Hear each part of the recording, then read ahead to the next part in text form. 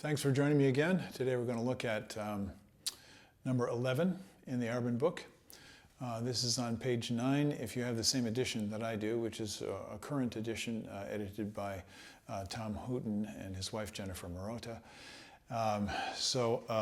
If you have another edition, I'm sure you can find it. It's early in the book, number 11 in the first studies. Now, this is an interesting one because it's got a lot of markings on it. The first note has an accent, the half note has an accent, then you see these other kind of accents, these marcato symbols, and he says, keep doing that all the way through the music.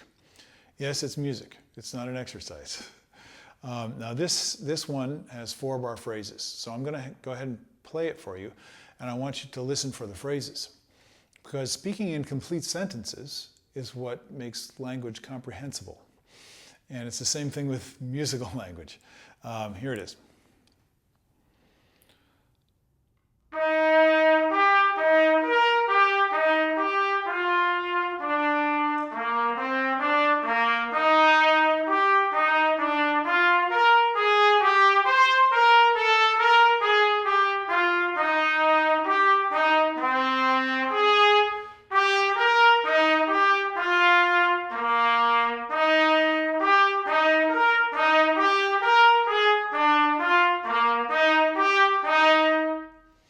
Now I played that pretty da dee da dee da da dee, pretty like this, and that's what most people will do when we see those marcato markings, those little upside down carets. Or they don't even look like that in this book. They're kind of a little spike, right? And so that we react to that, and we ask somebody, like, what does that mean? So I'm going to tell you that goes to musical interpretation. Yes, it has a general meaning, and I said marcato. That means clearly articulated, clearly delineated, so that somebody who's listening far away can understand because you're enunciating the notes very clearly. And that's certainly something that trumpets can and should practice doing a lot. But a lot of times when we do that, we forget that there's a musical line. So he puts a little crescendo, a little decrescendo in. So I always start with the line because the line is where the music is going. So I'm going to play the first 4 bars.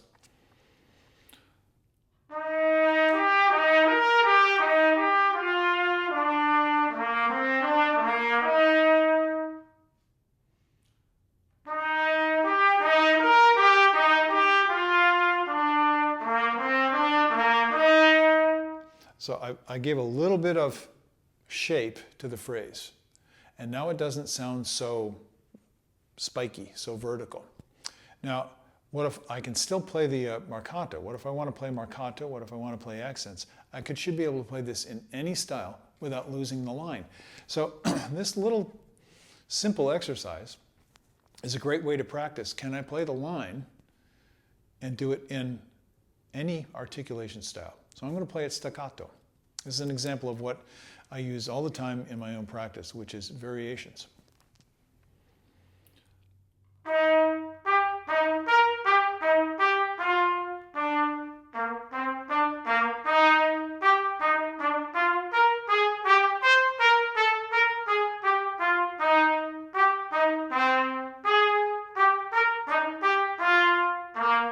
I'm starting to enjoy it. And that's the secret. It's like, oh, I'm hearing the character, I'm hearing the life in the music. Now it has a different character than it had before. Now, music is an amazing medium for expressing human emotion. So when you're sensing the spirit of the music, you're getting something, you're getting a reaction from your own soul, as it were. What is that communicating? And as a performer, whenever you play this, you're giving somebody else a reaction. So that depends on how what you convey with your voice. And that's controlled by so many elements. One is just the tone quality. So if I played it in a more jazz style,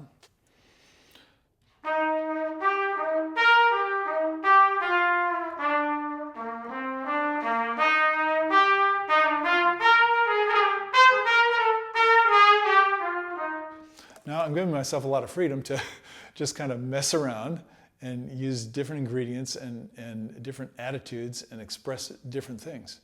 And that's what makes it fun.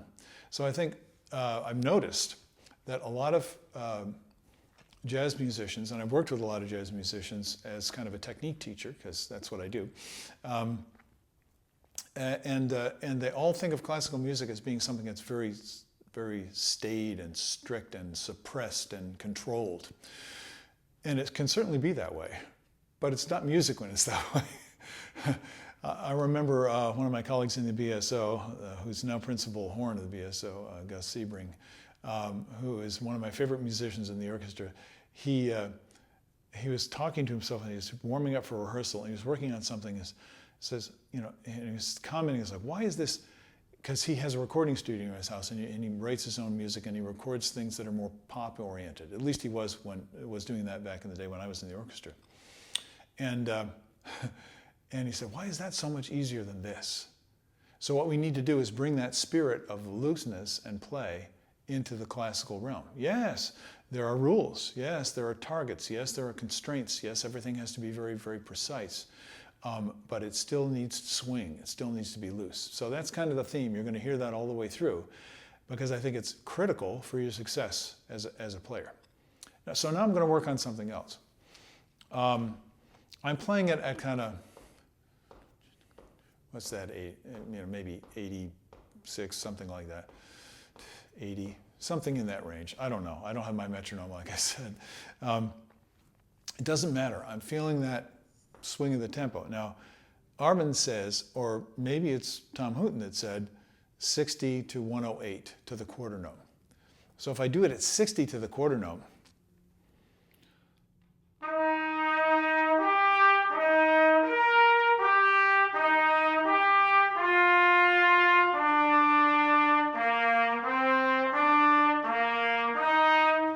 that can start to feel really gooey.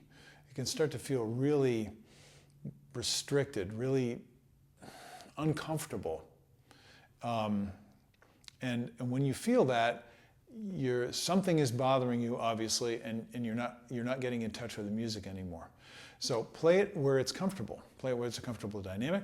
Play it where it's a comfortable tempo. Play it where it's a comfortable speed, until you can get the feeling of the music, and put some variations in, like I just did a moment ago, that make it more interesting for you. So I'm thinking in terms of character here, and that's what I want you to use these exercises for. They're very simple. Now there's another thing that this can be used for. It can be used to extend your capabilities. And that's what most trumpet players are interested in, especially I found that out since doing this channel, is most people want to know about exercises. How do I get faster, higher, louder? How do I get, stronger? How can I play the high notes? How do I get control? How do I build endurance? And all those, I'm not making fun of that. All those things are very important. You get there by playing well, playing the music as well as you can, and they develop naturally. But there's a lot of training involved. So anything like this particular sport requires a tremendous amount of discipline and training. Here's an example from Herbert Clarke. He used this exercise with his students, and he would have them play it at 120 to the quarter note, and try and play it 2 times through in one breath. And in order to do that, he'd have them play it very softly. So there you get some requirements. You're going to play very soft, you're going to play it at a certain tempo, and you're going to go as far as you can on one breath. I don't know how I do on that today. I'm going to try it, and I want you to try it too.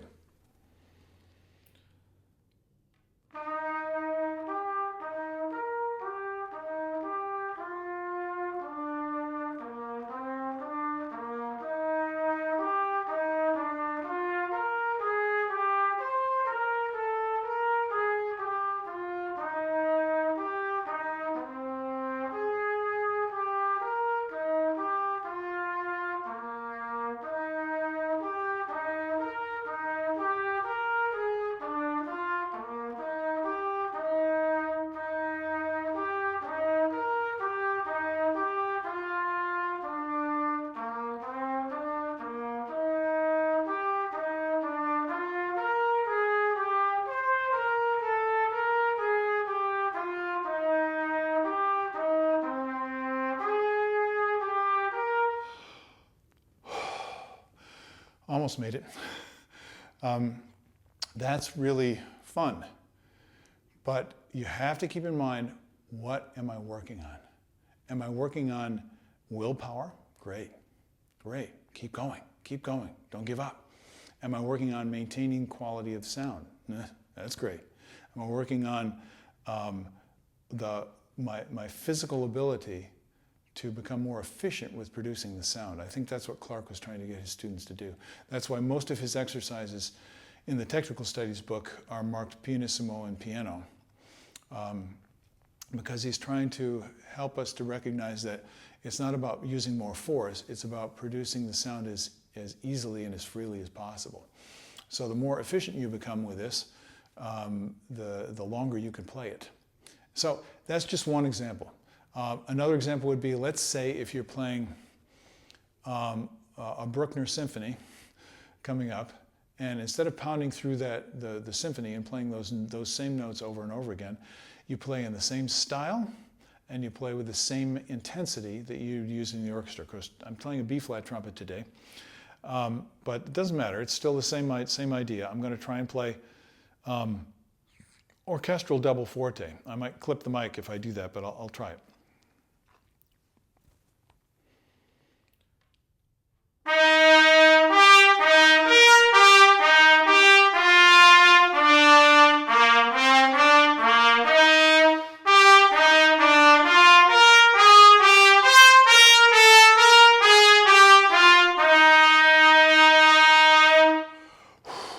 Now, for those of you who are athletically inclined, that's fun, because you're just going like, wow, I'm really just pumping the air. That feels great.